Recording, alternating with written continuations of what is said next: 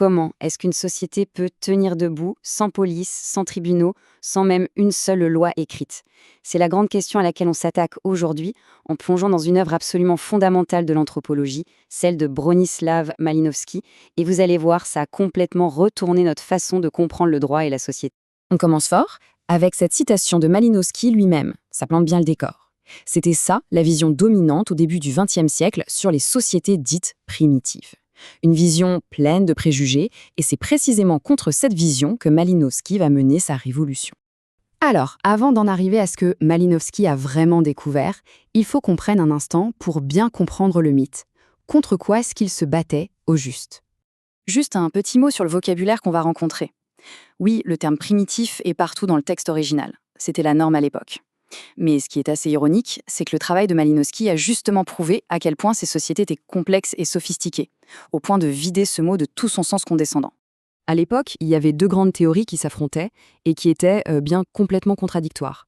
D'un côté, on imaginait le sauvage comme un être sans foi ni loi, purement guidé par ses pulsions, le chaos total. Et de l'autre, on le voyait comme une sorte d'automate, esclave de la tradition, qui obéissait à tout le temps, sans jamais réfléchir. Alors comment est-ce que ces deux clichés pouvaient bien coexister?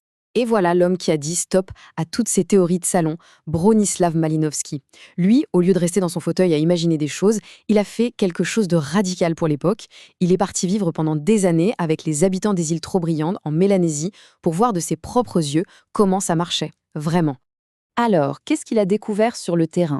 Eh bien, sa conclusion la plus spectaculaire, elle ne concernait pas le crime et la punition comme on pourrait le croire, non, elle concernait une force sociale bien plus profonde, bien plus fondamentale.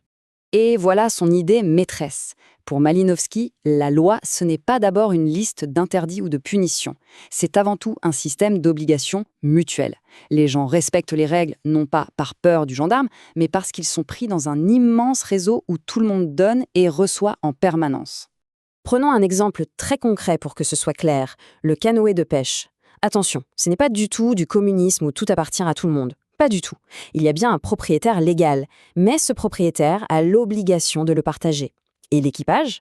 Chaque membre a le droit à une place et à une part du butin, mais il a aussi le devoir d'aider à l'entretien. On voit bien ici que droits et devoirs sont totalement inséparables. Et cette phrase, elle résume parfaitement son idée.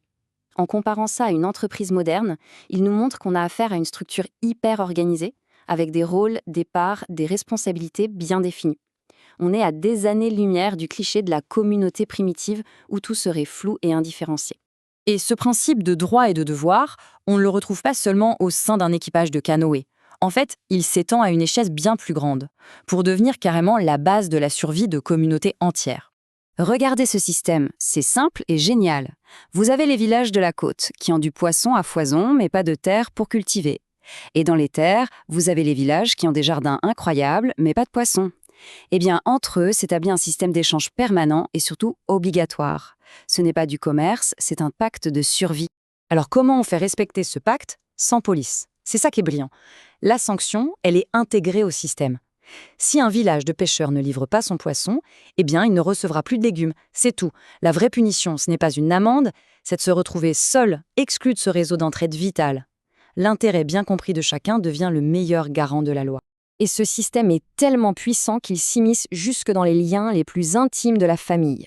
Par exemple, une des obligations les plus sacrées pour un homme, c'est de donner les plus belles ignames de son jardin, non pas à sa propre femme, mais à sa sœur et au mari de celle-ci.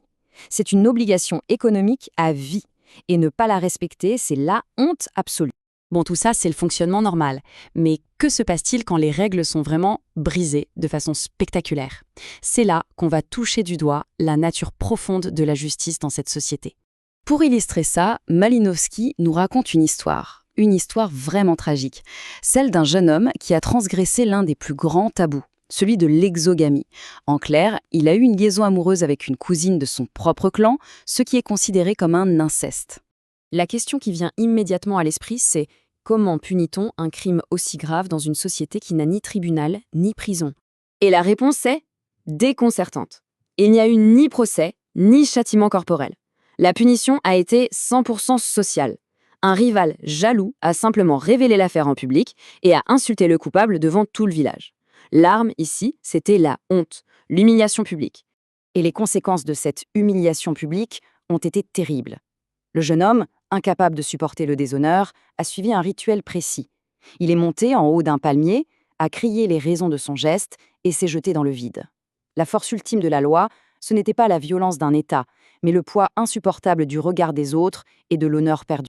Et c'est ça la leçon capitale de cette histoire. Ce que Malinowski a compris, c'est que ce genre de liaison n'était pas si rare, du moment que ça restait secret. Le vrai crime aux yeux de tous, ce n'était pas tant la relation interdite elle-même, que le scandale public qui a fait voler en éclats l'harmonie sociale. La loi n'est pas là pour punir un péché, elle est là pour réparer un déséquilibre. Cette histoire dramatique nous amène donc au cœur de la révolution intellectuelle que Malinowski a provoquée. C'est une toute nouvelle façon de penser le droit.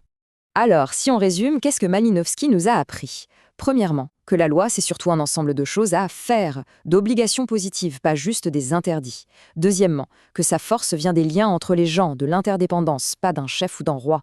Troisièmement, que les gens ne sont pas des automates, ils agissent par intérêt, par ambition, par vanité. Et enfin, et c'est peut-être le plus important, que pour comprendre une société, il faut regarder la vie de tous les jours, le banal, le quotidien, pas seulement les grands drames. Finalement, toute cette analyse vieille d'un siècle nous renvoie à une question très actuelle. Au-delà du code pénal, quelle part de nos vies est encore régie par ces lois invisibles de réciprocité ? Ces obligations non écrites qui nous lient les uns aux autres, qui fondent notre réputation et maintiennent la cohésion sociale. Ces lois cachées sont peut-être bien plus présentes qu'on le pense, que ce soit dans les relations de bureau, l'entraide entre voisins, ou même dans les dynamiques des réseaux sociaux.